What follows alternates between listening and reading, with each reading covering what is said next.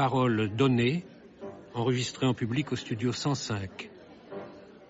Fabrice Lucchini lit Un cœur simple de Gustave Flaubert.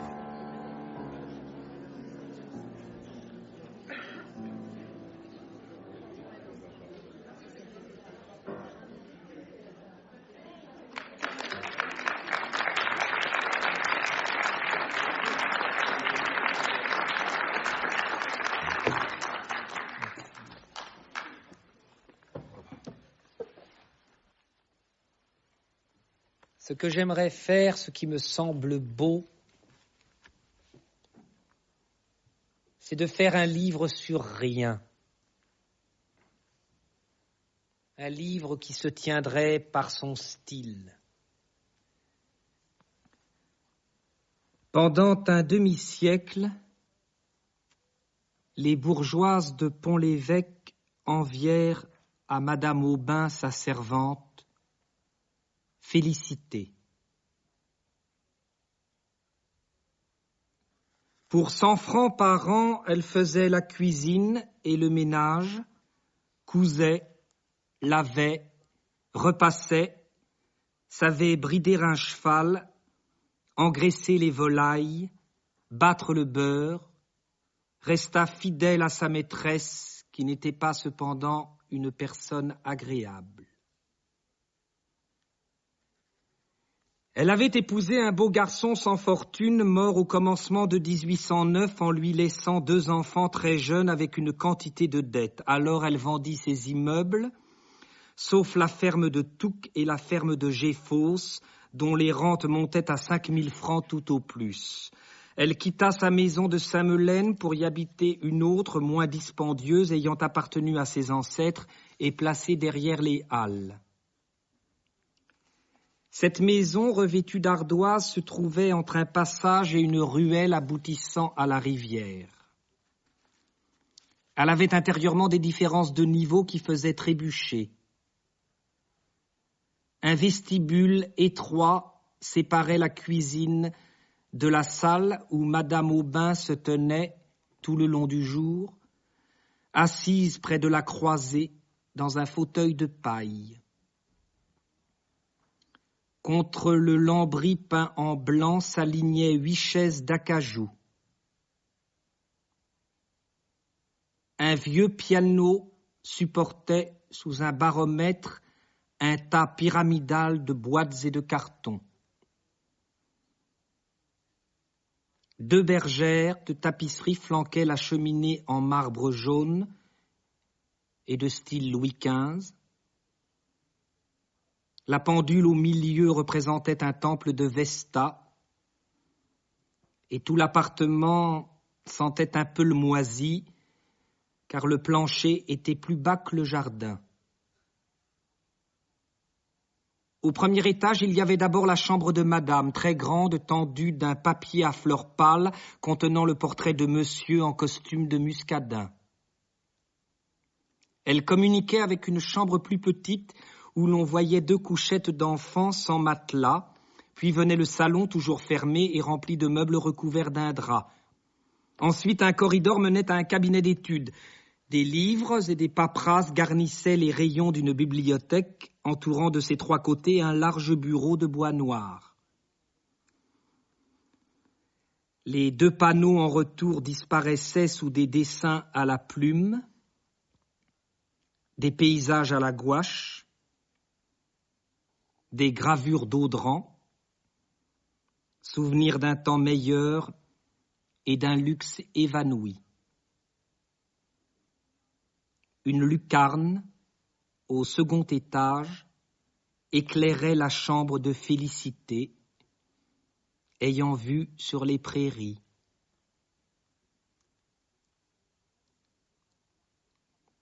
Elle se levait dès l'aube pour ne pas manquer la messe, travaillait jusqu'au soir sans interruption, puis, le dîner étant fini, la vaisselle en ordre et la porte bien close, elle enfouissait la bûche sous les cendres et s'endormait devant l'âtre, son rosaire à la main. Personne dans les marchandages ne montrait plus d'entêtement. Quant à la propreté, le poli de ses casseroles faisait le désespoir des autres servantes.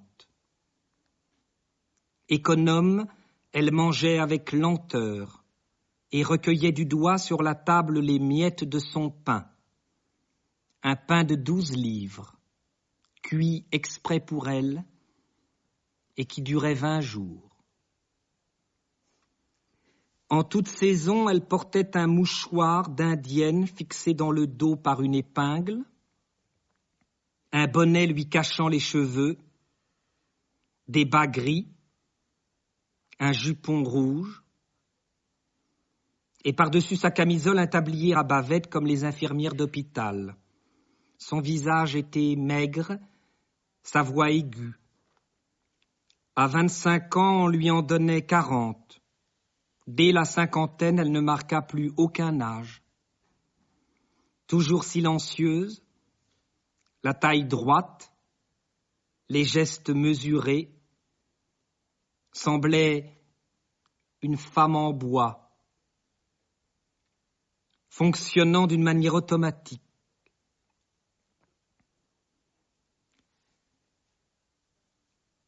Elle avait eu comme une autre son histoire d'amour. Son père, un maçon, s'était tué en tombant d'un échafaudage. Puis sa mère mourut. Ses sœurs se dispersèrent, un fermier la recueillit et l'employa toute petite à garder les vaches dans la campagne. Elle grelottait sous des haillons, buvait à plat ventre l'eau des mares, couchait sur la paille, servait les domestiques, à propos de rien était battue, et finalement fut chassée pour un vol de 30 sols qu'elle n'avait pas commis. Elle entra dans une autre ferme, y devint fille de basse-cour, et comme elle plaisait au patron, ses camarades la jalousaient. Un soir du mois d'août, elle avait alors 18 ans. Ils l'entraînèrent à l'assemblée de Colleville. Tout de suite, elle fut étourdie, stupéfaite par le tapage des ménétriers, les lumières dans les arbres, la bigarrure des costumes, les dentelles, les croix d'or, cette masse de monde sautant à la fois, et elle se tenait à l'écart, modestement. Quand un jeune homme d'apparence cossue et qui fumait sa pipe, les 2 coudes sur le timon d'un banneau, vint l'inviter à la danse. Il lui paya du cidre, du café, de la galette, un foulard, et s'imaginant qu'elle le devinait, offrit de la reconduire. Au bord d'un champ d'avoine, il la renversa, brutalement. Elle eut peur et se mit à crier. Il s'éloigna.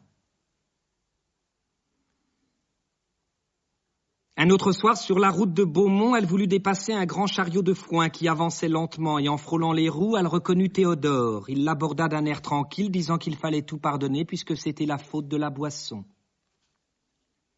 Elle ne sut que répondre, avait envie de pleurer. Aussitôt, il parla des récoltes et des notables de la commune, car son père avait abandonné Colleville pour la ferme des Échos, de sorte que maintenant il se trouvait voisin. « Ah !» dit-elle. Il ajouta qu'on désirait l'établir. Du reste, il n'était pas pressé, attendait une femme à son goût. Elle baissa la tête. Alors il lui demanda si elle pensait au mariage. Elle reprit en souriant que c'était mal de se moquer. Mais non, même je vous jure, et du bras gauche il lui entoura la taille, elle marchait soutenue par son étreinte. Ils se ralentirent. Le vent était mou. Les étoiles brillaient. L'énorme charretée de foin oscillaient devant eux, et les 4 chevaux entraînant leurs pas soulevaient de la poussière. Puis sans commandement, ils tournèrent à droite. Il l'embrassa encore une fois. Elle disparut dans l'ombre. Théodore, la semaine suivante, en obtint des rendez-vous. Ils se rencontraient au fond des cours, derrière un mur, sous un arbre isolé. Elle n'était pas innocente à la manière des demoiselles, les animaux l'avaient instruite. Mais la raison et l'instinct de l'honneur l'empêchèrent de faillir. Cette résistance exaspéra l'amour de Théodore. si bien que pour le satisfaire, ou naïvement peut-être, il proposa de l'épouser. Elle hésitait à le croire, il fit de grands serments. Bientôt, il avoua quelque chose de fâcheux. Ses parents, l'année dernière, lui avaient acheté un homme, et d'un jour à l'autre, on pouvait le reprendre. L'idée de servir l'effrayait. Cette couardise fut pour Félicité une preuve de tendresse. La sienne en redoubla. Elle s'échappait la nuit, parvenue au rendez-vous, Théodore la torturait avec ses inquiétudes et ses instances. Enfin, il annonça qu'il irait lui-même à la préfecture prendre des informations et les apporterait dimanche prochain entre 11h et minuit. Le moment arrivé, elle courut vers l'amoureux. À sa place, elle trouva un de ses amis. Il lui apprit qu'elle ne devait plus le revoir. Pour se garantir de la conscription, Théodore avait épousé une vieille femme très riche, Madame Lehousset de Touques. Ce fut un chagrin désordonné. Elle se jeta par terre, poussa des cris, appela le bon Dieu et gémit toute seule dans la campagne jusqu'au soleil levant. Puis elle revint à la ferme, déclara son intention d'en partir et au bout du mois, ayant reçu ses comptes, elle enferma tout son petit bagage dans un mouchoir et se rendit à Pont-l'Évêque. Devant l'auberge, elle questionna une bourgeoise en capeline de veuve et qui précisément cherchait une cuisinière. La jeune fille ne savait pas grand-chose, mais paraissait avoir tant de bonne volonté et si peu d'exigence que Madame Aubin finit par dire « Soit, je vous accepte ». Félicité, un quart d'heure après, était installée chez elle. D'abord, elle y vécut dans une sorte de tremblement que lui causait le genre de la maison et le souvenir de monsieur, planant sur tout. Paul et Virginie, l'un âgé de 7 ans, l'autre de 4 à peine, lui semblaient formés d'une manière, presque d'une matière précieuse. Elle les portait sur son dos comme un cheval, et Madame Aubin lui défendit de les baiser à chaque minute, ce qui la mortifia. Cependant, elle se trouvait heureuse. La douceur du milieu avait fondu sa tristesse. Tous les jeudis, des habitués venaient faire une partie de Boston. Félicité préparait d'avance les cartes et les chaufferettes. Ils arrivaient à 8h bien juste, se retiraient avant le coup de 11. Chaque lundi matin, le brocanteur qui logeait sous l'allée étalait par terre ses ferrailles. Puis la ville se remplissait d'un bourdonnement de voix, où se mêlaient des hennissements de chevaux, des bêlements d'agneaux, des grognements de cochons, avec le bruit sec des carrioles dans la rue. Vers midi, au plus fort du marché, on voyait paraître sur le seuil un vieux paysan de haute taille, la casquette en arrière, le nez crochu, qui était Robelin, le fermier de Géfos. Peu de temps après, c'était Liébar, le fermier de Touques, petit, rouge, obèse, portant une veste grise et des houseaux armés d'éperons. Tous deux offraient à leurs propriétaires des poules ou des fromages. Félicité invariablement déjouait leurs astuces. Ils s'en allaient, pleins de considération pour elle.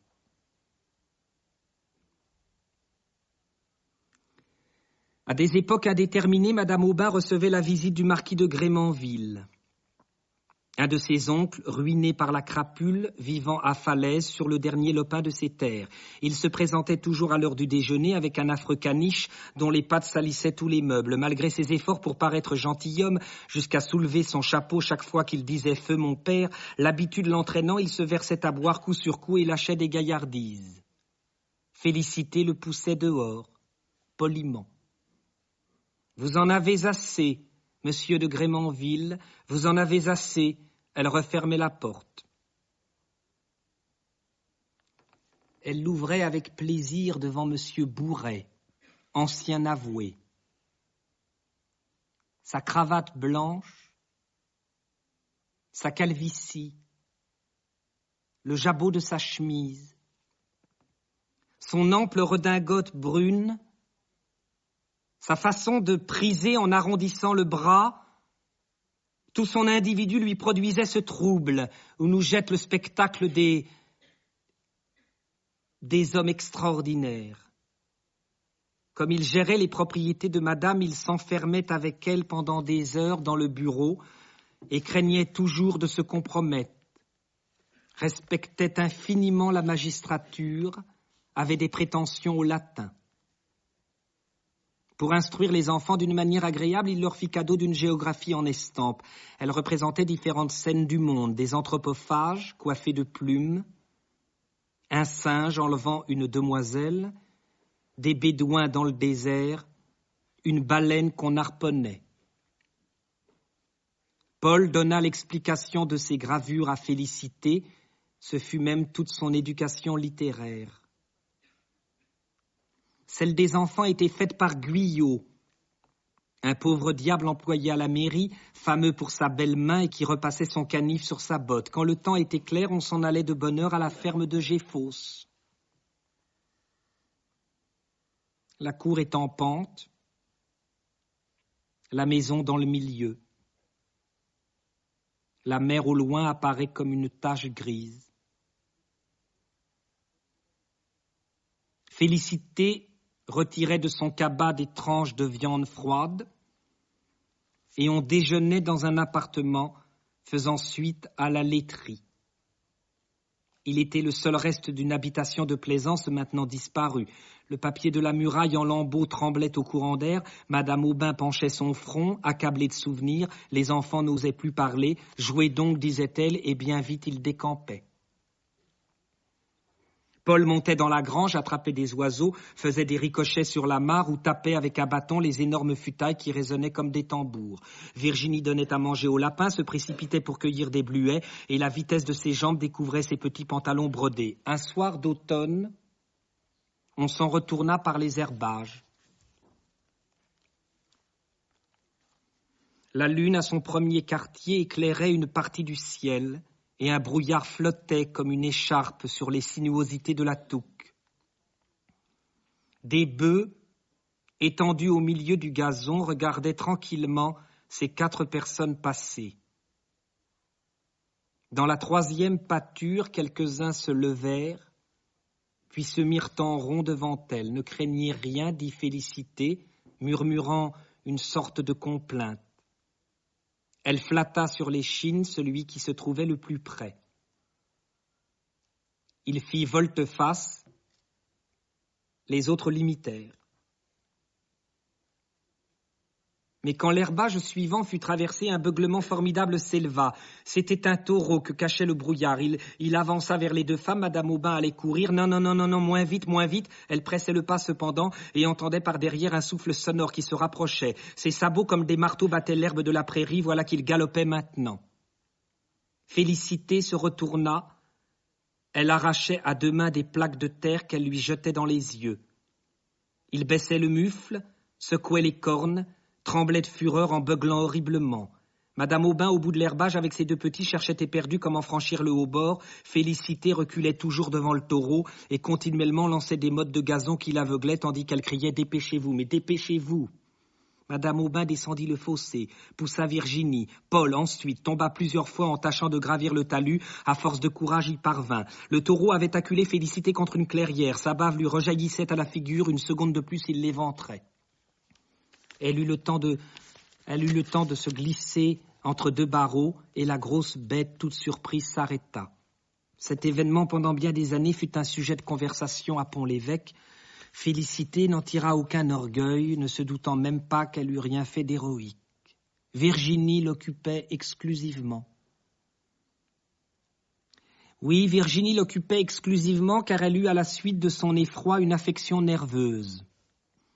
Et M. Poupart, le docteur, conseilla les bains de mer de Trouville. Dans ces temps-là, ils n'étaient pas fréquentés. Madame Aubin prit des renseignements, consulta Bouret, fit des préparatifs comme pour un long voyage. Ses colis partirent la veille, dans la charrette de Liébar. Le lendemain, il amena 2 chevaux dont l'un avait une selle de femme munie d'un dossier de velours. Et sur la croupe du second, un manteau roulé formait une manière de siège. Madame Aubin y monta. Derrière lui, Félicité se chargea de Virginie et Paul enfourcha l'âne de Monsieur Le Chatois prêté sous la condition d'en avoir grand soin. La route était si mauvaise que ces 8 kilomètres exigèrent 2 heures. Les chevaux enfonçaient jusqu'au pâturon dans la boue, faisaient pour en sortir de brusques mouvements de hanches, ou bien ils butaient contre les ornières, d'autres fois il leur fallait sauter. La jument de Liébar, à de certains endroits, s'arrêtait tout à coup.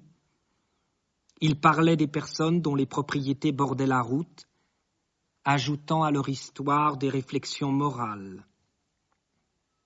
Ainsi, au milieu de tout, comme on passait sous des fenêtres entourées de capucines, il dit avec un haussement d'épaule, « En voilà une, Madame Le Housset, qui, au lieu de prendre un jeune homme, Félicité n'entendit pas le reste, les chevaux trottaient, l'âne galopait, tous enfilèrent un sentier.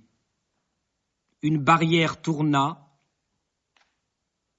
2 garçons parurent, et l'on descendit devant le purin, sur le seuil même de la porte. La mère Liébar, en apercevant sa maîtresse, prodigua les démonstrations de joie. Elle lui servit un déjeuner où il y avait un aloyau, des tripes, du boudin, une fricassée de poulet, du cidre mousseux, une tarte, compote, prune, à l'eau-de-vie, accompagnant le tout de politesse à madame qui paraissait en meilleure santé, à mademoiselle devenue magnifique, à monsieur Paul singulièrement forci, sans oublier leurs grands-parents défunts que les Liébar avaient connus, étant au service de la famille depuis plusieurs générations. La ferme avait comme eux un caractère d'ancienneté. Les poutrelles du plafond étaient vermoulues, les murailles noires de fumée, les carreaux gris de poussière. Un dressoir en chêne supportait toutes sortes d'ustensiles, des assiettes, des écuelles d'étain, des pièges à loups, des forces pour les moutons. Une seringue énorme fit rire les enfants. Pas un arbre des 3 cours qui n'eût des champignons à sa base, ou dans ses rameaux une touffe de gui. Le vent en avait jeté bas plusieurs, ils avaient repris par le milieu, tous fléchissaient sous la quantité de leurs pommes. Les toits de paille, pareils à du velours brun et inégaux d'épaisseur, résistaient aux plus fortes bourrasques. Cependant, la charrette retombait en ruine. Madame Aubin dit qu'elle aviserait et commanda de reharnacher les bêtes. On fut encore une demi-heure avant d'atteindre Trouville. La petite caravane mit pied à terre pour passer les écores. C'était une falaise surplombant des bateaux. 3 minutes plus tard, au bout du quai, on entra dans la cour de l'Agneau d'Or, chez la mère David.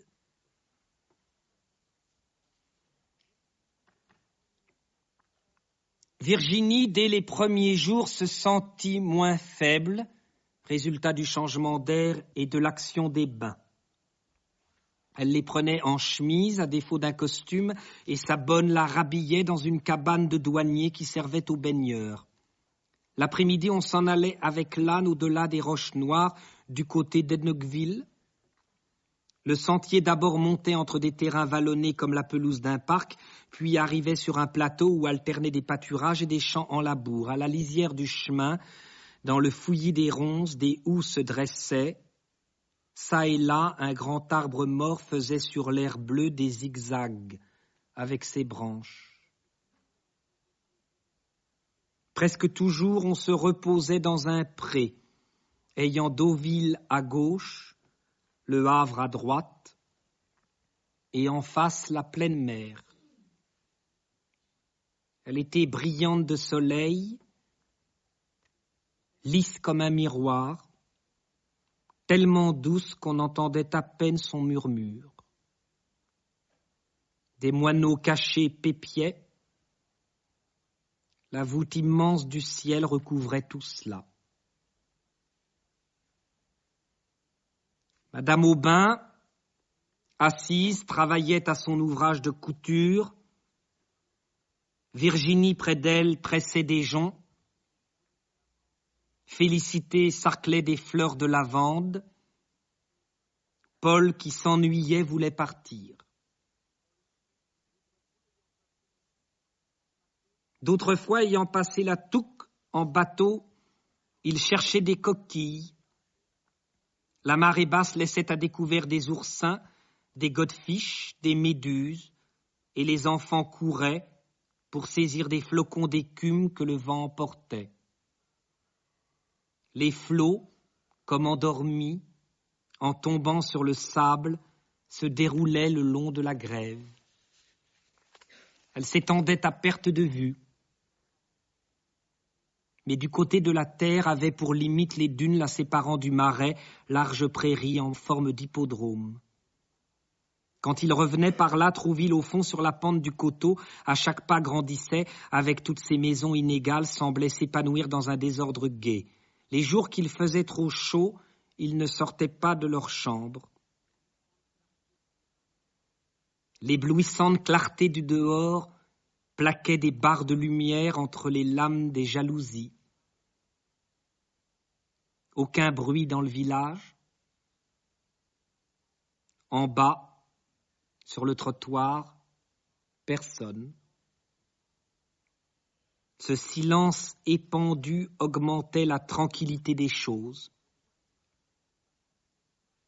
Au loin, les marteaux de Calfa tamponnaient des carènes. Une brise lourde apportait la senteur du goudron. Le principal divertissement était le retour des barques. Dès qu'elles avaient franchi les balises, elles commençaient à louvoyer. Leurs voiles descendaient aux 2/3 des mâts et la misaine, gonflée comme un ballon, elles avançaient, glissaient dans le clapotement des vagues jusqu'au milieu du port où l'ancre tout à coup tombait. Le bateau se plaçait contre le quai, les matelots jetaient par-dessus le bordage des poissons palpitants, une file de charrettes les attendait et des femmes en bonnet de coton s'élançaient pour prendre les corbeilles et embrasser leurs hommes. Une d'elles un jour aborda Félicité, qui peu de temps après entra dans la chambre, toute joyeuse. Elle avait trouvé une sœur, et Nastasie Barrette, femme Leroux, apparut, tenant un nourrisson à sa poitrine, de la main droite un autre enfant, à sa gauche un petit mousse, les poings sur les hanches, le béret sur l'oreille. Au bout d'un quart d'heure, Madame Aubin la congédia. On les rencontrait toujours aux abords de la cuisine ou dans les promenades que l'on faisait. Le mari ne se montrait pas. Félicité se prit d'affection pour eux. Elle leur acheta une couverture, des chemises, un fourneau. Évidemment, il l'exploitait. Cette faiblesse agaçait Madame Aubin, qui d'ailleurs n'aimait pas les familiarités du neveu, car il tutoyait son fils. Et comme Virginie toussait et que la saison n'était plus bonne, elle revint à Pont-l'Évêque. Monsieur Bourret l'éclaira sur le choix d'un collège. Celui de Caen passait pour le meilleur. Paul y fut envoyé, fit bravement ses adieux, satisfait d'aller vivre dans une maison où il aurait des camarades. Madame Aubin se résigna à l'éloignement de son fils parce qu'il était indispensable. Virginie y songea de moins en moins. Félicité regrettait son tapage, mais une occupation vint la distraire. À partir de Noël, elle mena tous les jours la petite fille au catéchisme. Quand elle avait fait à la porte une génuflexion, elle s'avançait sous la haute nef, entre la double ligne des chaises, ouvrait le banc de Madame Aubin, s'asseyait, promenait ses yeux autour d'elle.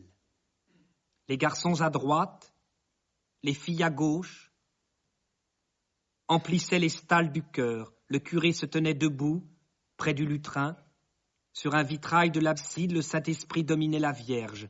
Un autre la montrait à genoux devant l'enfant Jésus, et derrière le tabernacle, un groupe en bois représentait Saint-Michel terrassant le dragon.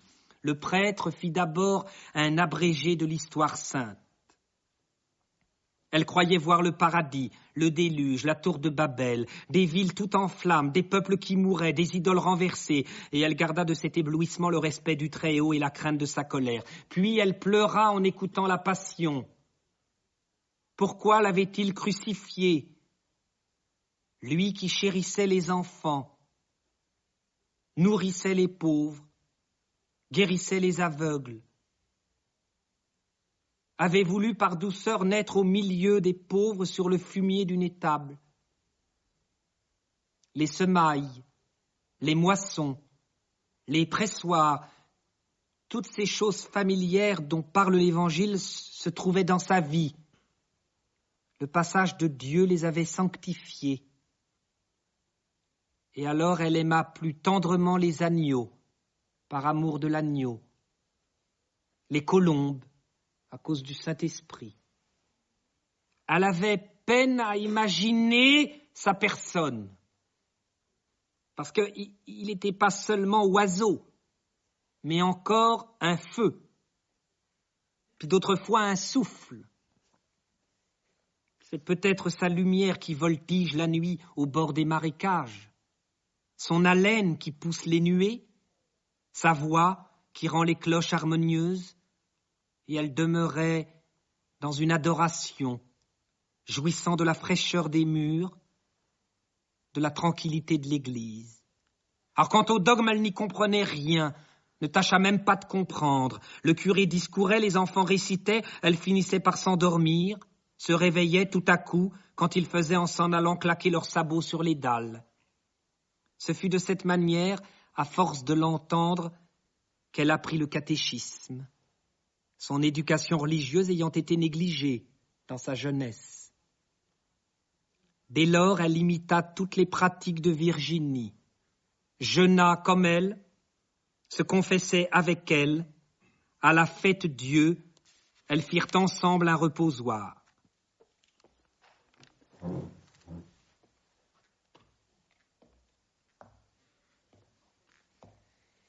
La première communion la tourmentait d'avance.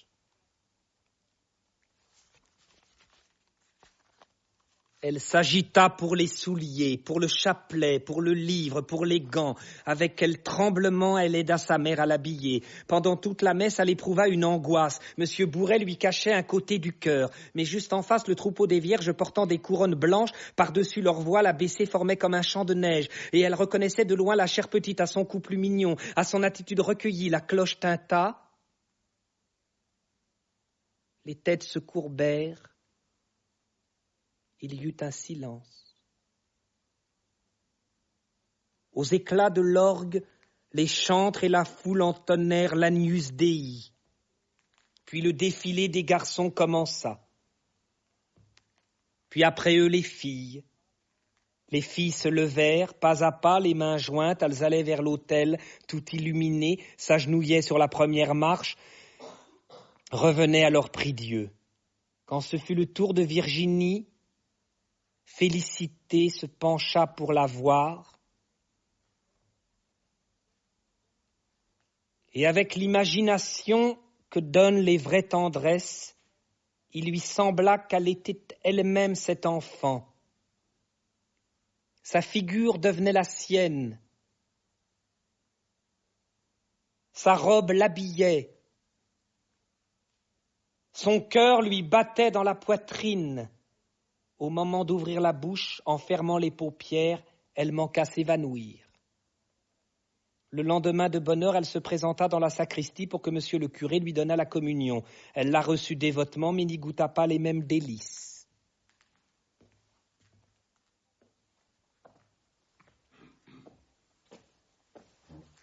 Madame Aubin voulait faire de sa fille une personne accomplie. Et comme Guyot ne pouvait lui montrer ni l'anglais ni la musique, elle résolut de la mettre en pension chez les Ursulines d'Honfleur. L'enfant n'objecta rien, Félicité soupirait, trouvant madame insensible, puis elle songea que sa maîtresse peut-être avait raison, ces choses dépassaient sa compétence. Enfin, un jour, une vieille tapissière s'arrêta devant la porte.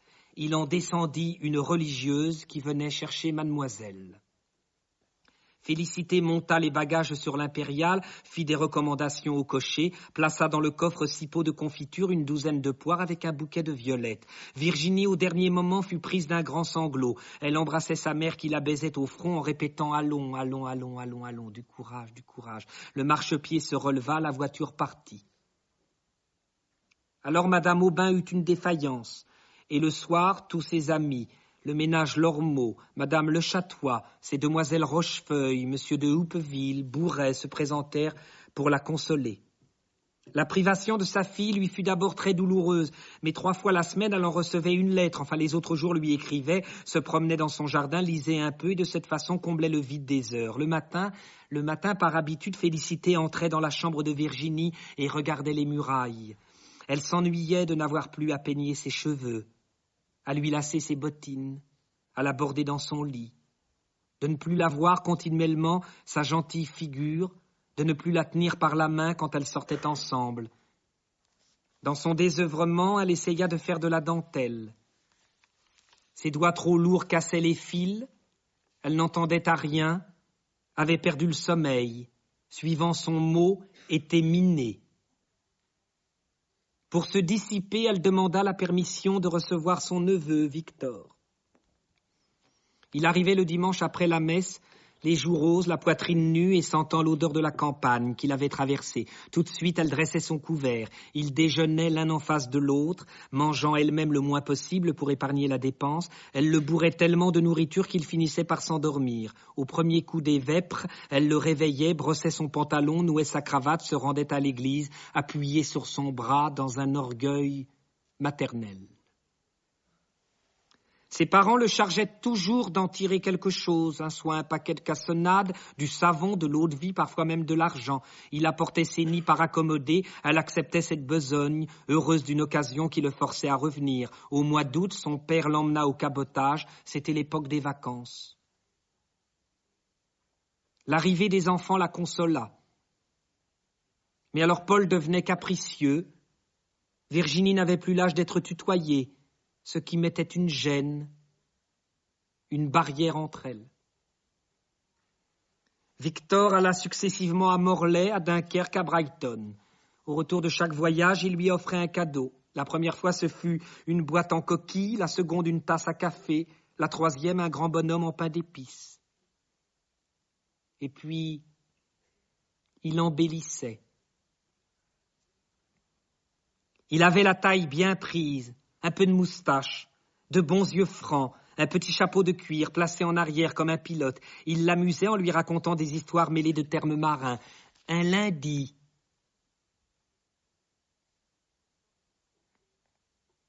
« 14 juillet 1819.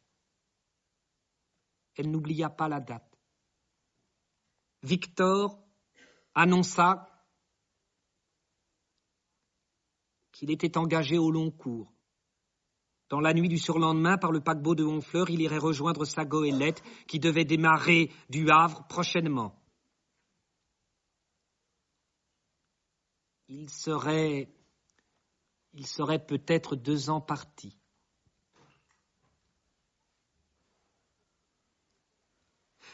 La perspective d'une telle absence désola Félicité. Et alors, pour lui dire encore adieu, le mercredi soir, après le dîner de madame, elle chaussa des galoches, avala les 4 lieues qui séparent Pont-l'Évêque de Honfleur. Quand elle fut devant le calvaire, au lieu de prendre à gauche, elle prit à droite, se perdit dans les chantiers, revint sur ses pas, des gens qu'elle accosta l'engagèrent à se hâter. Elle fit le tour du bassin, rempli de navires, se heurtait contre des amarres, puis le terrain s'abaissa, des lumières s'entrecroisèrent, puis alors elle se crut folle en apercevant des chevaux dans le ciel. Au bord du quai, d'autres hennissaient, effrayés par la mer. Un palan qui les enlevait les descendait dans un bateau où des voyageurs se bousculaient entre les barriques de cidre, les paniers de fromage, les sacs de grains. On entendait chanter des poules, le capitaine jurait et un mousse restait accoudé sur le bossoir, indifférent à tout cela. Félicité, qui ne l'avait pas reconnu, cria « Victor !» Il leva la tête. Elle s'élançait quand on retira l'échelle, tout à coup. Le paquebot que des femmes halaient en chantant sortit du port. Sa membrure craquait. Les vagues pesantes fouettaient sa proue. La voile avait tourné, on ne vit plus personne, et puis sur la mer argentée par la lune, il faisait une tache noire qui, pâlissant toujours, s'enfonça, disparut. Félicité, en passant près du calvaire, voulut recommander à Dieu ce qu'elle chérissait le plus au monde. Alors elle pria pendant longtemps, debout, la face baignée de pleurs, les yeux vers les nuages. La ville dormait, les douaniers se promenaient, et de l'eau tombait sans discontinuer par les trous de l'écluse, avec un bruit de torrent. 2 heures sonnèrent. Le parloir n'ouvrirait pas avant le jour. Un retard, bien sûr, contrarierait madame. Et alors, malgré son désir d'embrasser l'autre enfant, elle s'en retourna. Les filles de l'auberge s'éveillaient comme elle entrait dans Pont-l'Évêque. Le gamin, durant des mois, allait donc rouler sur les flots. Ses précédents voyages ne l'avaient pas inquiété ni effrayé. De l'Angleterre, de la Bretagne, on revenait. Mais l'Amérique, les colonies, les îles, cela était perdu, dans une région incertaine, à l'autre bout du monde. Dès lors, Félicité pensa exclusivement à son neveu. Les jours de soleil, elle se tourmentait de la soif. Quand il faisait de l'orage, craignait pour lui la foudre. L'hiver, en écoutant le vent qui grondait dans la cheminée, emportait les ardoises, elle le voyait battu par cette même tempête au sommet d'un mât fracassé, tout le corps en arrière, sous une nappe d'écume, ou bien, souvenir de la géographie en estampe, il était mangé par des sauvages, pris dans un bois par des singes, se mourait le long d'une plage déserte. Jamais elle ne parlait de ses inquiétudes. Madame Aubin en avait d'autres sur sa fille.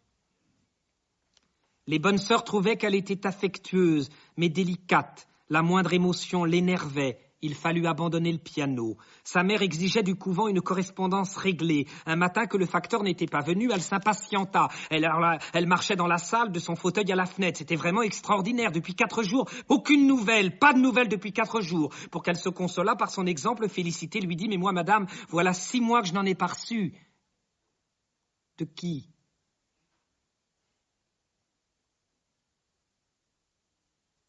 La servante répliqua, mais de mon neveu. Votre neveu. Et, haussant les épaules, Madame Aubin reprit sa promenade. Ce qui voulait dire, je n'y pensais pas, enfin au surplus, je m'en moque. Un mousse, un gueux, belle affaire, tandis que ma fille, songez-y. Félicité, bien que nourrie dans la rudesse, fut indignée contre Madame, puis oublia. Il lui paraissait tout simple de perdre la tête à l'occasion de la petite. Les 2 enfants avaient une importance égale, un lien de son cœur les unissait et leur destinée devait être presque la même. Le pharmacien lui apprit que le bateau de Victor était arrivé à la Havane. Il avait lu ce renseignement dans une gazette. À cause des cigares, elle imaginait la Havane un pays où l'on ne fait pas autre chose que de fumer. Et Victor circulait parmi des nègres dans un nuage de tabac. Pouvait-on, en cas de besoin, s'en retourner par terre? À quelle distance était-ce de Pont-l'Évêque? Pour le savoir, elle interrogea M. Bourret. Il atteignit son atlas, puis commença des explications sur les longitudes. Et il avait un beau sourire de cuistre devant l'ahurissement de Félicité. Enfin, avec son porte-crayon, il indiqua dans la découpure d'une tache ovale un point noir imperceptible, en ajoutant « Voici ». Elle se pencha sur la carte. Ce réseau de lignes coloriées fatiguait sa vue sans rien lui apprendre. Et Bourret, l'invitant à dire ce qui l'embarrassait, elle le pria de lui montrer la maison où demeurait Victor. Bourret leva les bras. Il éternua, rit énormément. Une candeur pareille excitait sa joie, et Félicité n'en comprenait pas le motif, elle qui s'attendait peut-être à voir jusqu'au portrait de son neveu, tant son intelligence était bornée. Ce fut 15 jours après que Liébar, à l'heure du marché, comme d'habitude, entra dans la cuisine et remit une lettre qu'on envoyait, c'était son beau-frère. Ne sachant lire aucun des deux, elle eut recours à sa maîtresse. Madame Aubin, qui comptait les mailles d'un tricot, le posa près d'elle, décacheta la lettre, tressaillit, et d'une voix basse, avec un regard profond, « C'est un malheur qu'on vous annonce. Votre neveu, il était mort. » On n'en disait pas davantage.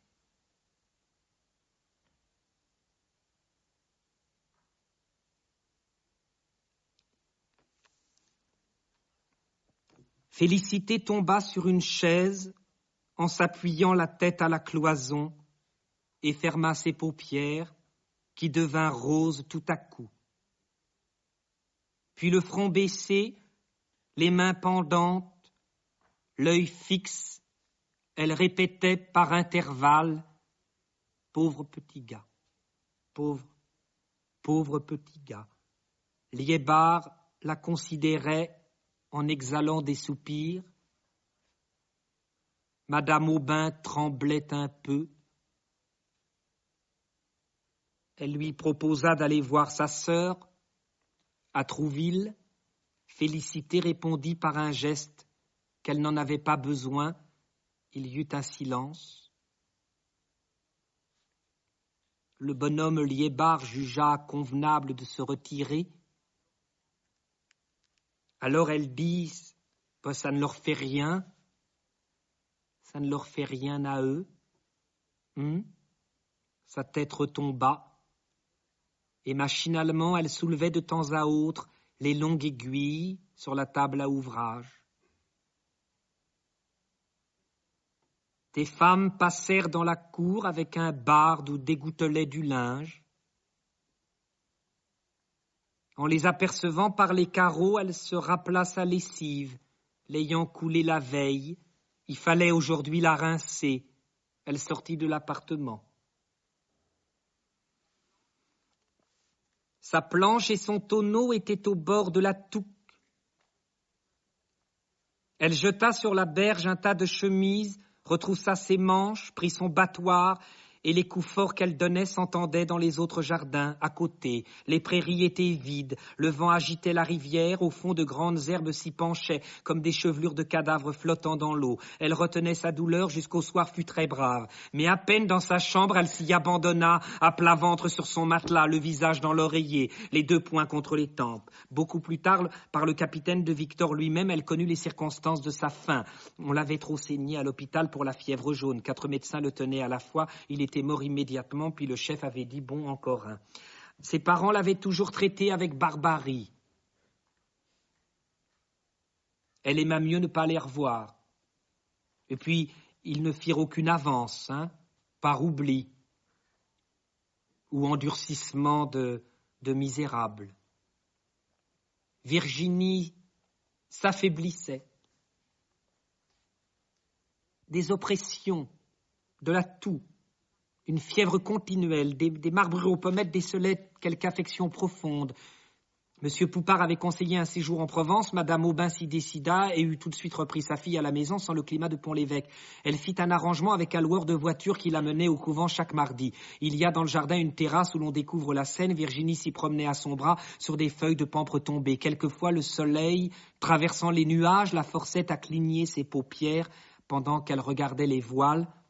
Au loin, puis tout l'horizon, depuis le château de Tancarville jusqu'au phare du Havre. Ensuite, on se reposait sous la tonnelle. Sa mère s'était procuré un petit fût d'excellent vin de Malaga, et riant à l'idée d'être grise, elle en buvait 2 doigts, pas davantage. Ses forces reparurent. L'automne s'écoula, doucement.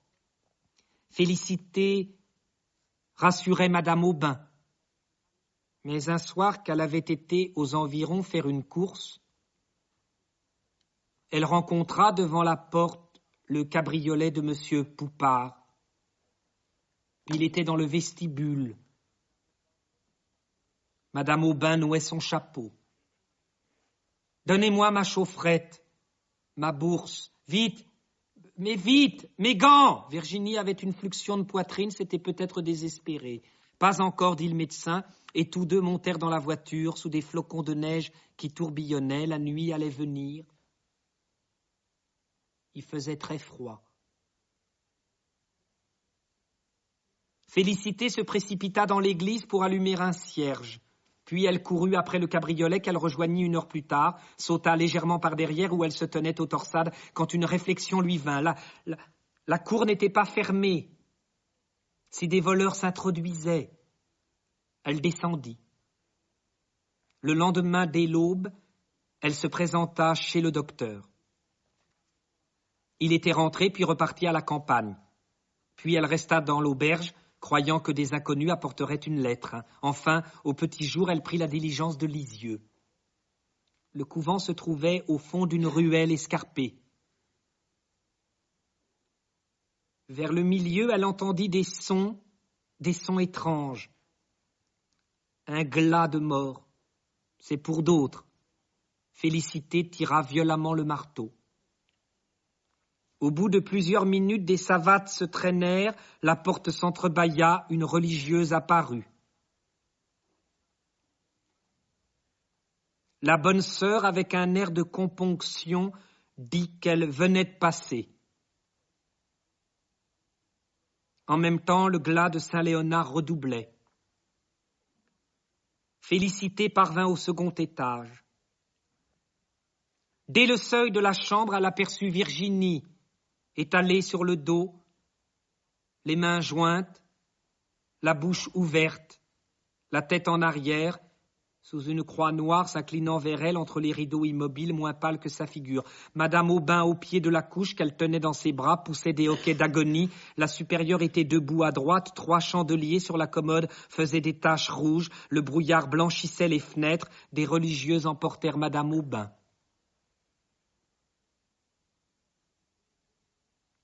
Pendant 2 nuits, Félicité ne quitta pas la morte. Elle répétait les mêmes prières, jetait de l'eau bénite sur les draps, revenait s'asseoir, la contemplait. À la fin de la première veille, elle remarqua que la figure avait jauni, les lèvres bleuirent, le nez se pinçait, les yeux s'enfonçaient. Elle les baisa plusieurs fois, n'eut pas éprouvé un immense étonnement si Virginie les eût rouverts. Pour de pareilles âmes, le surnaturel est tout simple. Elle fit sa toilette, l'enveloppa de son linceul, la descendit dans sa bière, lui posa une couronne, étala ses cheveux. Ils étaient blonds, extraordinaire de longueur à son âge. Félicité en coupa une grosse mèche, dont elle glissa la moitié dans sa poitrine, résolue à ne jamais s'en dessaisir. Le corps fut ramené à Pont-l'Évêque suivant les intentions de Madame Aubin, qui suivait le corbillard dans une voiture fermée. Après la messe, il fallut encore faire 3 quarts d'heure pour atteindre le cimetière. Paul marchait en tête, sanglotait, M. Bourret était derrière, ensuite les principaux habitants, les femmes couvertes de mantes noires et Félicité. Elle songeait à son neveu, n'ayant pu lui rendre ses honneurs, avait un surcroît de tristesse, comme si on l'eût enterré avec l'autre. Le désespoir de Madame Aubin fut illimité. D'abord, elle se révolta contre Dieu, le trouvant injuste de lui avoir pris sa fille, elle qui n'avait jamais fait le mal, dont la conscience était si pure. Mais non, elle aurait dû l'emporter dans le Midi, d'autres docteurs l'auraient sauvée. Elle s'accusait, voulait la rejoindre, criait en détresse au milieu de ses rêves. Un surtout l'obsédait. Son mari, comme un matelot, revenait d'un long voyage, et puis lui disait en pleurant qu'il avait reçu l'ordre d'emmener Virginie. Alors il se concertait pour découvrir une cachette quelque part. Une fois, elle rentra du jardin, bouleversée. Tout à l'heure, elle montrait l'endroit. Le père et la fille lui étaient apparus, l'un auprès de l'autre. Ils ne faisaient rien. Il la regardait.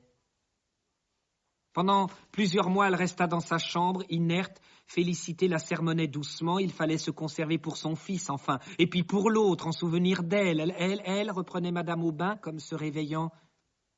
Ah oui. Vous ne l'oubliez pas. Allusion au cimetière qu'on lui avait scrupuleusement défendu. Félicité tous les jours s'y rendait.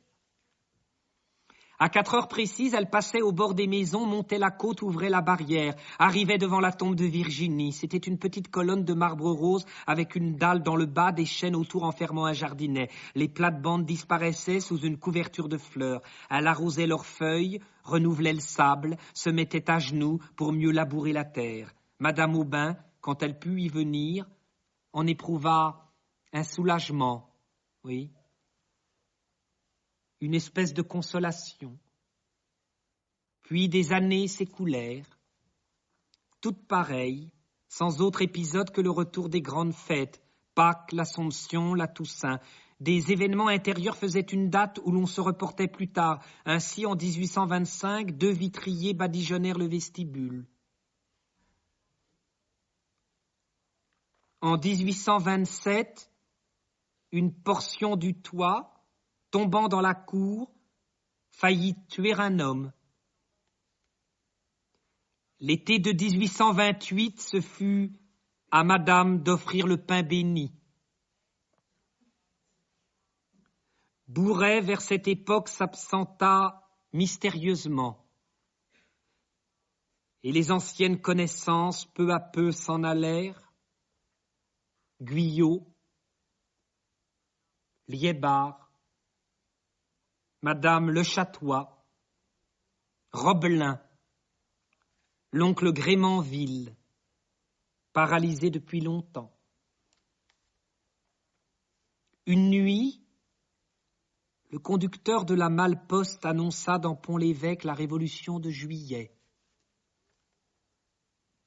Un sous-préfet nouveau, peu de jours après, fut nommé, le baron de Larsonnière, ex-consul en Amérique, et qui avait chez lui, outre sa femme, sa belle-sœur avec 3 demoiselles assez grandes déjà. On les apercevait sur leur gazon habillés de blouse, elles possédaient un nègre et puis un perroquet. Madame Aubin eut leur visite et ne manqua pas de la rendre. Du plus loin qu'elle paraissait, Félicité accourait pour la prévenir. Mais une chose était seule capable de l'émouvoir, les lettres de son fils. Alors il ne pouvait suivre aucune carrière, étant absorbé dans les estaminets. Elle lui payait ses dettes, il en faisait d'autres. Les soupirs que poussait Madame Aubin en tricotant près de la fenêtre arrivaient à Félicité qui tournait son rouet dans la cuisine. Elles se promenaient ensemble le long de l'espalier et causaient toujours de Virginie, se demandant si telle chose lui aurait plu, en telle occasion ce qu'elle eût dit, probablement. Toutes ces petites affaires occupaient un placard dans la chambre. Madame Aubin les inspectait le moins souvent possible. Un jour d'été, elle se résigna et des papillons s'envolèrent de l'armoire. Ses robes étaient en ligne sous une planche où il y avait 3 poupées, des cerceaux, un ménage, la cuvette qui lui servait. Elles retirèrent également des jupons, des bas, des mouchoirs et les étendirent sur 2 couches avant de les replier. Le soleil éclairait ces pauvres objets en faisant voir les taches et les plis formés par les mouvements du corps. L'air était chaud, bleu, un merle gazouillait. Tout semblait vivre dans une douceur profonde. Puis, elles retrouvèrent un petit chapeau de peluche, à longs poils, couleur marron, mais il était tout mangé de vermine. Félicité le réclama pour elle-même. Leurs yeux se fixèrent l'une sur l'autre, s'emplirent de larmes. Enfin, la maîtresse ouvrit ses bras, la servante s'y jeta. Elles s'étreignirent, satisfaisant leur douleur dans un baiser qui les égalisait.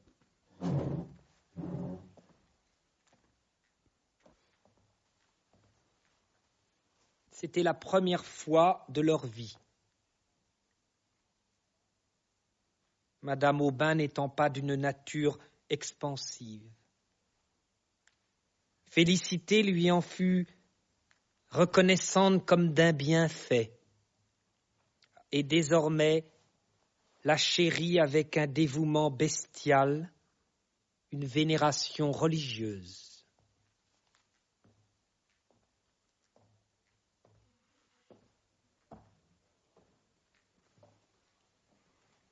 La bonté de son cœur se développa. Quand elle entendait dans la rue les tambours d'un régiment en marche, elle se mettait devant la porte avec une cruche de cidre et offrait à boire aux soldats. Elle soigna des colériques, elle protégeait les Polonais. Et même il y eut un qui déclarait la vouloir épouser, mais ils se fâchèrent car un matin, en rentrant de l'Angélus, elle le trouva dans sa cuisine où il s'était introduit, accommodant une vinaigrette qu'il mangeait tranquillement. Après les Polonais, ce fut le père Kolmich.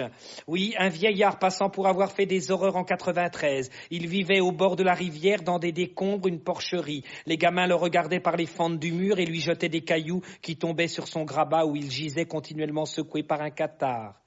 Avec des cheveux très longs, les paupières enflammées et au bras une tumeur plus grosse que sa tête. Elle lui procura du linge, tâcha de nettoyer son bouge, rêvait à l'établir dans le fournil sans qu'il gênât madame. Quand le cancer eut crevé, elle le pansa tous les jours, lui apportait de la galette, le plaçait au soleil sur une botte de paille, et le pauvre vieux, en bavant et en tremblant, la remerciait de sa voix éteinte, craignant de la perdre, allongeait les mains dès qu'il la voyait s'éloigner. Il mourut. Elle fit dire une messe pour le repos de son âme. Ce jour-là, il lui advint un grand bonheur.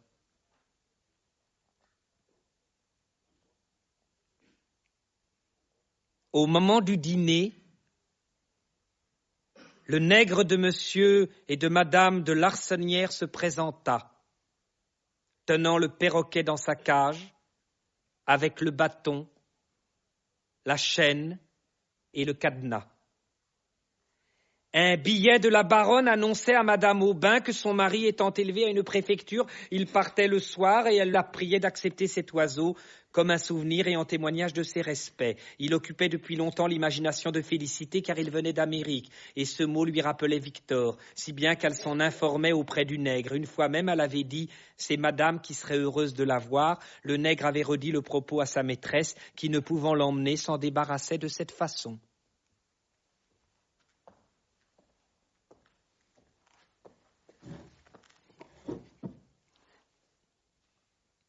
Il s'appelait Loulou. Son corps était vert, le bout de ses ailes roses, son front bleu, sa gorge dorée. Mais il avait la fatigante manie de mordre son bâton, s'arrachait les plumes, éparpillait ses ordures, répandait l'eau de sa baignoire. Madame Aubin, qui l'ennuyait, le donna pour toujours à Félicité. Elle entreprit de l'instruire. Bientôt, il répéta « Charmant garçon, serviteur, monsieur, je vous salue, Marie ». Il était toujours auprès de la porte, dans l'angle du perron. Plusieurs s'étonnaient qu'il ne répondît pas au nom de Jacot, puisque tous les perroquets s'appellent Jacot. On le comparait à une dinde, à une bûche, autant de coups de poignard pour Félicité. Étrange obstination que Loulou, ne parlant plus du moment qu'on le regardait. Néanmoins, il recherchait la compagnie. Car le dimanche, pendant que ces demoiselles Rochefeuille, M. de Houppeville, de nouveaux habitués, Onfroy, l'apothicaire, M. Varin, le capitaine Mathieu, faisaient leur partie de cartes, ils cognaient les vitres avec les ailes, se démenaient si furieusement qu'il était impossible de s'entendre. La figure de Bourret, sans doute, lui paraissait très drôle. Dès qu'il l'apercevait, il commençait à rire de toutes ses forces. Les éclats de sa voix bondissaient dans la cour, l'écho les répétait. Les voisins se mettaient à leurs fenêtres, riaient aussi, et pour n'être pas vu du perroquet, M. Bourret se coulait le long du mur en dissimulant son profil avec son chapeau. Atteignait la rivière, puis entrait par la porte du jardin. Et les regards qu'il envoyait à l'oiseau manquaient de tendresse. Loulou avait reçu du garçon boucher une chiquenaude, s'étant permis d'enfoncer la tête dans sa corbeille, et depuis lors il tâchait toujours de le pincer à travers sa chemise. Fabu menaçait de lui tordre le col, bien qu'il ne fût pas cruel, malgré le tatouage de ses bras et ses gros favoris. Au contraire, il avait plutôt du penchant pour le perroquet, jusqu'à vouloir, par humeur joviale, lui apprendre des jurons. Félicité, que ses manières effrayaient, le plaça dans la cuisine, sa chaînette fut retirée, et il circulait dans la maison. Quand il descendait l'escalier, il appuyait sur les marches la courbe de son bec, levait la patte droite, puis la gauche. Elle avait peur, Félicité, qu'une telle gymnastique ne lui causât des étourdissements. Il devint malade, ne pouvant plus parler ni manger. C'était sous sa langue une épaisseur, comme en ont les poules quelquefois. Elle le guérit en arrachant cette pellicule avec ses ongles. Monsieur Paul, un jour, eut l'imprudence de lui souffler aux narines la fumée d'un cigare. Une autre fois, que Madame Lormeau l'agaçait, au bout de son ombrelle, il en a pas la virole. Enfin, il se perdit. Elle l'avait posé sur l'herbe pour le rafraîchir, s'absenta 1 minute. Et quand elle revint, plus de perroquet. D'abord, elle le chercha dans les buissons, au bord de l'eau et sur les toits, sans écouter sa maîtresse qui lui criait « Prenez donc garde, mais enfin, vous êtes folle !» Ensuite, elle inspecta tous les jardins de Pont-l'Évêque, elle arrêtait même les passants. « Vous n'auriez pas vu quelquefois par hasard mon perroquet ?» À ceux qui ne connaissaient pas le perroquet, elle en faisait la description. Tout à coup, elle crut distinguer derrière les moulins, au bas de la côte, une chose verte qui voltigeait, mais au haut de la côte, rien. Un porte-balle lui affirma qu'il l'avait rencontré tout à l'heure à Saint-Melaine, dans la boutique de la mère Simon. Elle y courut. On ne savait pas ce qu'elle voulait dire. Enfin, elle rentra épuisée, les savates en lambeaux, la mort dans l'âme. Assise, au milieu du banc, près de madame, elle racontait toutes ses démarches, quand un poids léger lui tomba sur l'épaule. Loulou.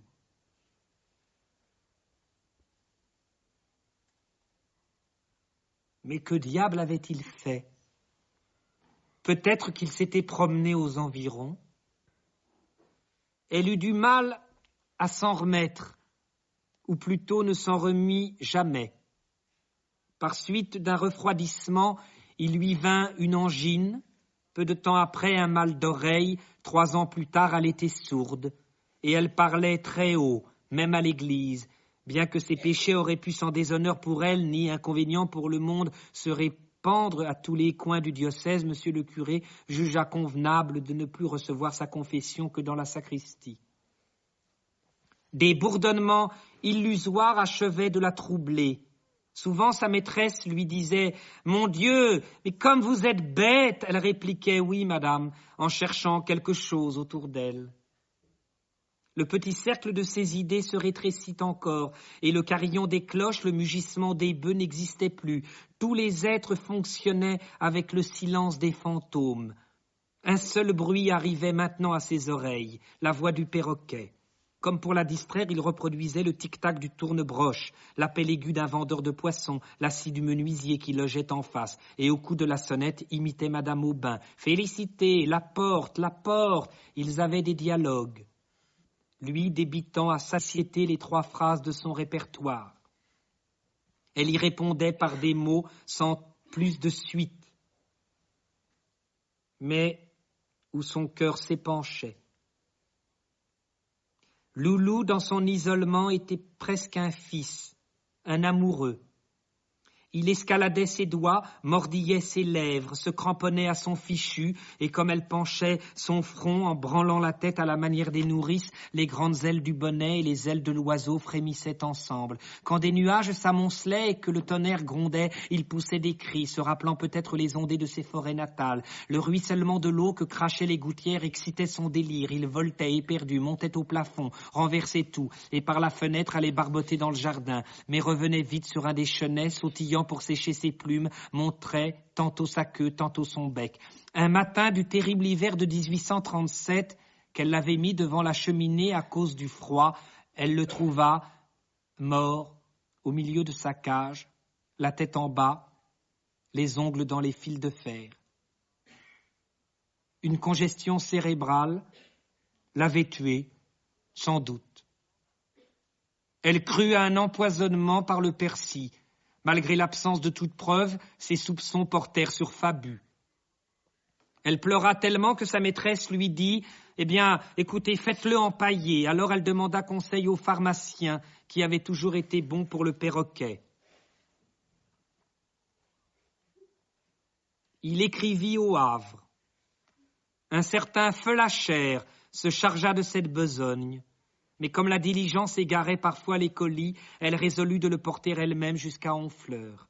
Les pommiers sans feuilles se succédaient au bord de la route, de la glace couvrait les fossés, des chiens aboyaient autour des fermes, et les mains sous son mantelet, avec ses petits sabots noirs et son cabas, elle marchait prestement sur le milieu du pavé. Elle traversa la forêt, dépassa le Haut-Chêne, atteignit Saint-Gatien. Derrière elle, dans un nuage de poussière, emportée par la descente, une malle-poste, au grand galop, se précipitait comme une trombe. En voyant cette femme qui ne se dérangeait pas, le conducteur se dressa par-dessus la capote. Le postillon criait aussi pendant que ses 4 chevaux, qu'il ne pouvait retenir, accéléraient leur train. Les 2 premiers la frôlaient. D'une secousse de ses guides, il les jeta dans les 2 bords. Furieux, releva le bras, à pleine volée, avec son grand fouet, lui cingla du ventre au chignon un tel coup qu'elle tomba sur le dos.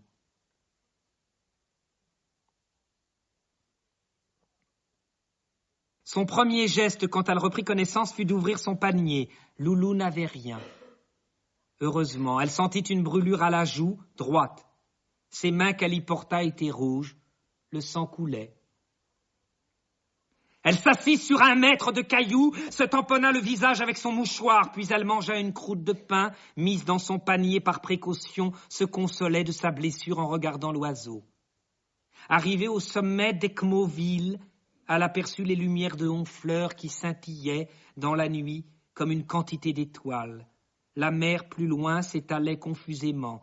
Alors une faiblesse l'arrêta, la misère de son enfance, la déception du premier amour, le départ de son neveu, la mort de Virginie, comme les flots d'une marée revinrent à la fois et lui montant à la gorge l'étouffaient. Puis elle voulut parler au capitaine du bateau et sans dire ce qu'elle envoyait lui fit des recommandations. Felacher garda longtemps le perroquet. Il le promettait toujours pour la semaine prochaine. Au bout de 6 mois, il annonça le départ d'une caisse et il n'en fut plus question. C'était à croire que jamais Loulou ne reviendrait. Ils me l'auront volé, pensait-elle. Enfin, il arriva. Splendide. Droit sur une branche d'arbre qui se vissait dans un socle d'acajou, une patte en l'air, la tête oblique, mordant une noix, que l'empailleur, par amour du grandiose, avait doré.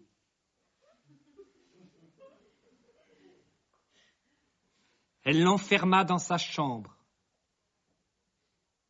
Cet endroit où elle admettait peu de monde avait l'air tout à la fois d'une chapelle et puis d'un bazar, tant il contenait d'objets religieux et puis des choses hétéroclites. Une grande armoire gênait pour ouvrir la porte. En face de la fenêtre surplombant le jardin, un œil de bœuf regardait la cour. Une table près du lit de sangle supportait un pot à eau, 2 peignes, un cube de savon bleu dans une assiette ébréchée. On voyait contre les murs des chapelets, des médailles, plusieurs bonnes vierges, un bénitier en noix de coco sur la commode couverte d'un drap comme un autel, la boîte en coquillage que lui avait donnée Victor, puis un arrosoir et un ballon, des cahiers d'écriture, la géographie en estampe, une paire de bottines et au clou du miroir accroché par ses rubans, le petit chapeau de peluche. Félicité poussait même ce genre de respect si loin qu'elle conservait une des redingotes de monsieur. Toutes les vieilleries dont ne voulait plus Madame Aubin, elle les prenait pour sa chambre. C'est ainsi qu'il y avait des fleurs artificielles au bord de la commode et le visage du comte d'Artois dans l'enfoncement de la lucarne. Au moyen d'une planchette, Loulou fut établi sur un corps de cheminée qui avançait dans l'appartement. Chaque matin, en s'éveillant, elle l'apercevait à la clarté de l'aube, se rappelait alors les jours disparus et d'insignifiantes actions jusqu'en leurs moindres détails, sans douleur, pleine de tranquillité. Ne communiquant avec personne, elle vivait dans une torpeur de somnambule. Les processions de la fête-Dieu la ranimaient. Elle allait quêter chez les voisines des flambeaux et des paillassons afin d'embellir le reposoir que l'on dressait dans la rue. À l'église, elle contemplait toujours le Saint-Esprit. Observa qu'il avait quelque chose du perroquet. Sa ressemblance lui parut encore plus manifeste sur une image d'Épinal représentant le baptême de notre Seigneur. Avec ses ailes de pourpre puis son corps d'émeraude, c'était vraiment le portrait de Loulou. L'ayant acheté, elle le suspendit à la place du comte d'Artois, de sorte que du même coup d'œil, elle les voyait ensemble. Ils s'associèrent dans sa pensée. Le perroquet se trouvant sanctifié par ce rapport avec le Saint-Esprit qui devenait plus vivant à ses yeux, intelligible. Le père, pour s'énoncer, n'avait pu choisir une colombe, puisque ces bêtes-là n'ont pas de voix, mais plutôt un ancêtre de Loulou. Félicité priait en regardant l'image, mais de temps à autre se tournait un peu vers l'oiseau. Elle eut envie de se mettre dans les demoiselles de la Vierge. Madame Aubin l'en dissuada.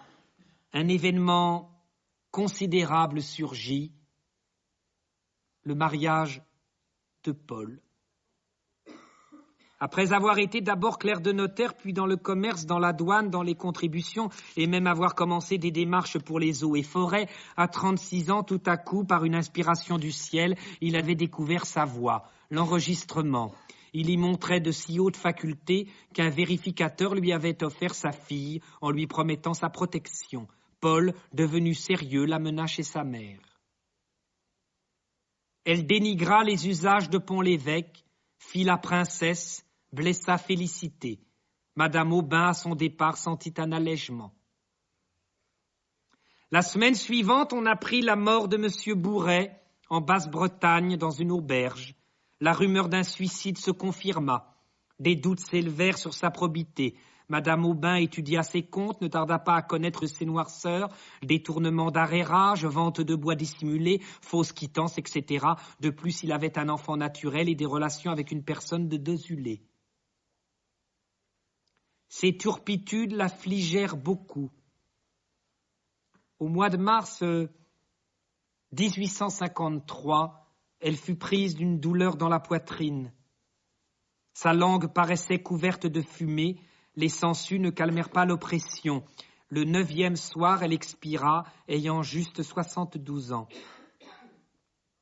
On la croyait plus jeune à cause de ses cheveux bruns, dont les bandeaux entouraient sa figure blême, marquée de petites véroles. Peu d'amis la regrettèrent, ses façons étaient d'une hauteur qui éloignait. Félicité la pleura comme on ne pleure pas les maîtres. Que madame mourût avant elle, cela troublait ses idées, lui semblait contraire à l'ordre des choses, inadmissible, monstrueux. 10 jours après, le temps d'accourir de Besançon, les héritiers survinrent. La bru fouilla les tiroirs, choisit des meubles, vendit les autres, puis ils regagnèrent l'enregistrement. Le fauteuil de madame, son guéridon, sa chaufferette, les 8 chaises étaient partis. La place des gravures se dessinait en carré jaune au milieu des cloisons. Ils avaient emporté les 2 couchettes avec leurs matelas, et dans le placard, on ne voyait plus rien de toutes les affaires de Virginie. Félicité remonta les étages, ivre de tristesse. Le lendemain, il y avait sur la porte une affiche. L'apothicaire lui cria dans l'oreille que la maison était à vendre. Elle chancela, fut obligée de s'asseoir. Ce qui la désolait principalement, c'était d'abandonner sa chambre, si commode pour le pauvre Loulou. En l'enveloppant d'un regard d'angoisse, elle implorait le Saint-Esprit, contracta l'habitude idolâtre de dire ses oraisons, agenouillée devant le perroquet. Quelquefois, le soleil entrant par la lucarne frappait son œil de verre et en faisait jaillir un grand rayon lumineux qui la mettait en extase. Elle avait une rente de 380 francs léguée par sa maîtresse. Le jardin lui fournissait des légumes. Quant aux habits, elle possédait de quoi se vêtir jusqu'à la fin de ses jours et épargnait l'éclairage en se couchant dès le crépuscule. Elle ne sortait guère afin d'éviter la boutique du brocanteur où s'étalaient quelques-uns des anciens meubles. Depuis son étourdissement, elle traînait une jambe. Ses forces diminuant, la mère Simon, ruinée dans l'épicerie, venait tous les matins fendre son bois et pomper de l'eau. Ses yeux s'affaiblirent. Les persiennes n'ouvraient plus. Bien des années passèrent, et la maison ne se louait pas, ne se vendait pas. Dans la crainte qu'on ne la renvoyât, Félicité ne demandait aucune réparation. Les lattes du toit pourrissaient. Pendant tout un hiver, son traversin fut mouillé. Après Pâques, elle cracha du sang. Alors la mère Simon eut recours à un docteur. Félicité voulut savoir ce qu'elle avait, mais trop sourde pour entendre, un seul mot lui parvint, pneumonie. Il lui était connu et elle répliqua doucement, mais comme madame, trouvant naturel de suivre sa maîtresse. Le moment des reposoirs approchait. Le premier était toujours au bas de la côte, le second devant la poste, le troisième vers le milieu de la rue. Il y eut des rivalités à propos de celui-là, et les paroissiennes choisirent finalement la cour de Madame Aubin. Les oppressions et la fièvre augmentaient. Félicité se chagrinait de ne rien faire pour le reposoir. Au moins si elle avait pu y mettre quelque chose. Alors elle songea au perroquet. Ce n'était pas convenable, objectèrent les voisines. Mais le curé accorda cette permission. Elle en fut tellement heureuse qu'elle le pria d'accepter, quand elle serait morte, Loulou, sa seule richesse. Du mardi au samedi, veille de la fête Dieu, elle toussa fréquemment. Le soir, son visage était grippé, ses lèvres se collaient à ses gencives, les vomissements parurent. Le lendemain, au petit jour, se sentant très bas, elle fit appeler un prêtre. 3 bonnes femmes l'entouraient pendant l'extrême onction. Puis elle déclara qu'elle avait besoin de parler à Fabu. Il arriva en toilette des dimanches, mal à son aise dans cette atmosphère lugubre. « Pardonnez-moi, dit-elle avec un effort pour étendre le bras. Je croyais que c'était vous qui l'aviez tué. » Que signifiaient des potins pareils? L'avoir soupçonné d'un meurtre, un homme comme lui, il s'indignait, allait faire du tapage. Elle n'a plus sa tête, vous voyez bien. Félicité, de temps à autre, parlait à des ombres. Les bonnes femmes s'en allèrent, la Simone déjeuna. Un peu plus tard, elle prit Loulou et, l'approchant de Félicité, « Allez, allons, dites-lui adieu. » Bien qu'il ne fût pas un cadavre, les vers le dévoraient. Une de ses ailes était cassée, l'étoupe lui sortait du ventre, mais aveugle à présent, elle le baisa au front, le gardait contre sa joue. La Simone le reprit pour le mettre sur le reposoir. Les herbages envoyaient l'odeur de l'été.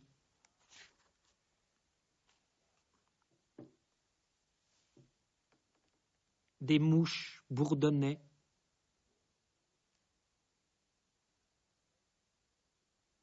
Le soleil faisait luire la rivière, chauffait les ardoises. La mère Simon, revenue dans la chambre, s'endormait doucement.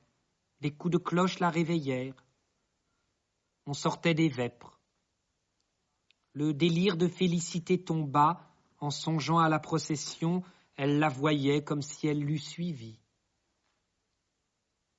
Tous les enfants des écoles, les chantres, les pompiers marchaient sur les trottoirs, tandis qu'au milieu de la rue s'avançait premièrement le Suisse armé de sa hallebarde, le bedeau avec une grande croix, l'instituteur surveillant les gamins, la religieuse inquiète de ses petites filles. 3 des plus mignonnes, frisées comme des anges, jetaient dans l'air des pétales de rose. Le diacre, les bras écartés, modérait la musique, et 2 encenseurs se retournaient à chaque pas vers le Saint-Sacrement que portait, sous un dais de velours ponceau, Monsieur le curé dans sa belle chasuble. Un flot de monde se poussait derrière, entre les nappes blanches couvrant le mur des maisons, et l'on arriva au bas de la côte. Une sueur froide mouillait les tempes de Félicité.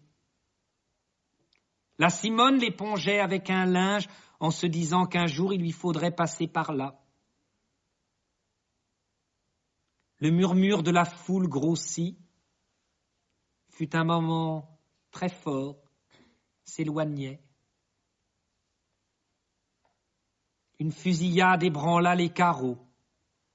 C'étaient les postillons saluant l'ostensoir.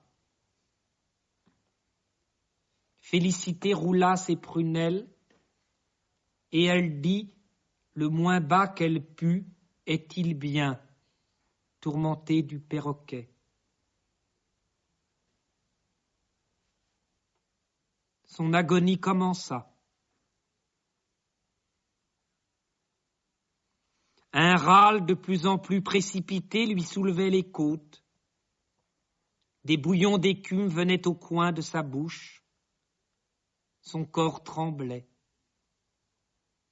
Bientôt on distingua le ronflement des ophicléides, les voix claires des enfants, la voix profonde des hommes. Tout se taisait par intervalles. Le battement des pas que des fleurs amortissaient faisait le bruit d'un troupeau sur du gazon. Le clergé parut dans la cour. La Simone grimpa sur une chaise pour atteindre à l'œil de bœuf. De cette manière dominait le reposoir.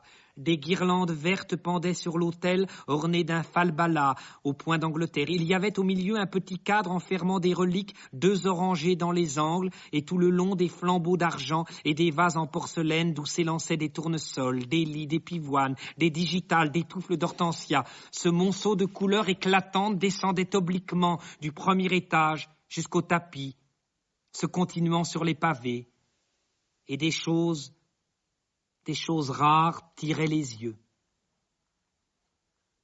Un sucrier de vermeil avait une couronne de violettes. Des pendeloques en pierre d'Alençon brillaient sur la mousse. 2 écrans chinois montraient leur paysage. Loulou, caché sous des roses, ne laissait voir que son front bleu, pareil à une plaque de lapis.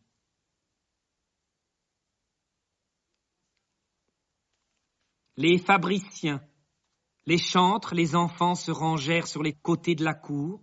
Le prêtre gravit lentement les marches, posa sur la dentelle son grand soleil d'or qui rayonnait.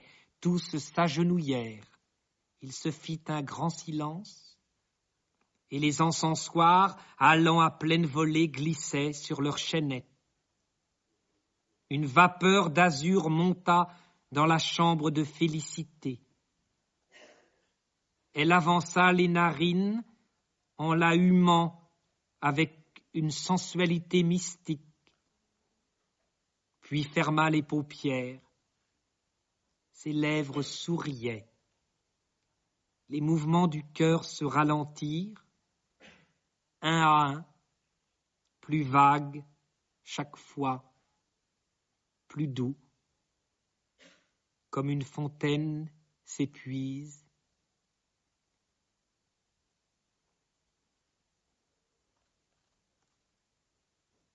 Comme un écho.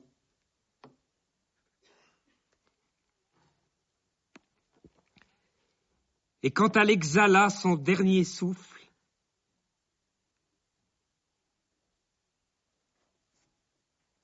elle crut voir dans les cieux, entr'ouverts, un perroquet gigantesque.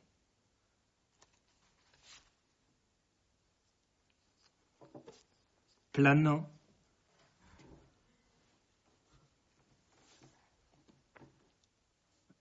au-dessus de sa tête.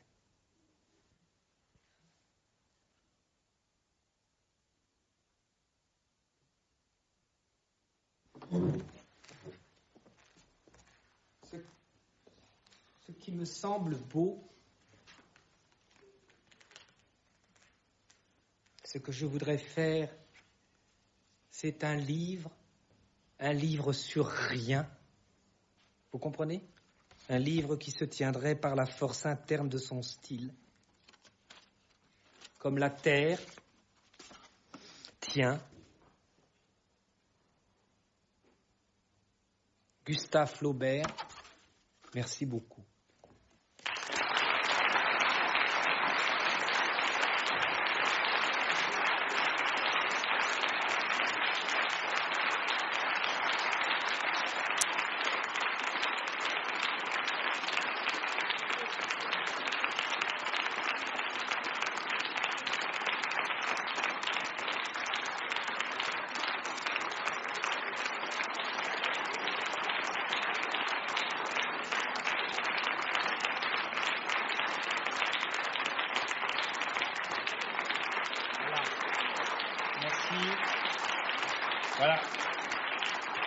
Bon, alors, je vous demande un peu pardon parce que j'ai fait ce qui est inacceptable pour un comédien. Enfin, si tant est qu'on peut être un comédien face à ça, c'est que j'ai été pris par l'émotion. Et puis ça, c'est pas bien du tout parce que l'émotion, c'est pas tellement à moi de l'avoir. Le problème, c'est que c'est pour moi le plus grand livre. Je croyais qu'il y en avait un, mais il y en a un plus grand et je pense que ce que je vous ai lu est pour moi le plus grand témoignage, la plus grande œuvre sur l'être humain. On se demande pourquoi les gens... alors je sais pas, c'est difficile la lecture. J'en ferai un jour ou l'autre un spectacle, donc je vais m'y mettre. Vous voyez la difficulté. Je vais faire un jour un spectacle sur ça parce que j'étais désorienté. C'est une salle qui une fois j'ai été convoqué pour faire rien à cirer. Après je me retrouve dans la même salle, je me dis donc là, attention, je vais un cœur simple, la guerre dehors, les grèves, et j'arrive là. Et ce qu'il y a de génial et d'épouvantable dans ce roman, c'est qu'il y a 20 pages où il n'y a rien. C'est-à-dire que même là, je ne l'ai pas négocié, j'ai trahi, j'ai fait, comme dit Thomas Bernhardt, un pacte. J'ai fait un pacte parce que j'ai essayé quand même de vous rendre intéressant le début. Alors que le début, c'est rien. Le début, ça doit être fait comme... ça doit être un vestibule étroit séparait la cuisine de la salle. Où Madame Aubin se tenait tout le long du jour, assise près de la croisée dans un fauteuil de paille. Et Flaubert illustre là ce qu'il avait envie de faire. Le degré zéro, absolu. C'est-à-dire, la phrase, elle n'a plus aucune pause. Il foudroie tous les écrivains modernes après lui. Il les foudroie parce que les autres font des pauses. On pourrait même s'amuser à faire des caricatures sur les écrivains femmes des dernières années. On peut vous dire, sans aucune méchanceté, mais je sais pas, elle les connaissait, les Coréens, derrière l'étang V.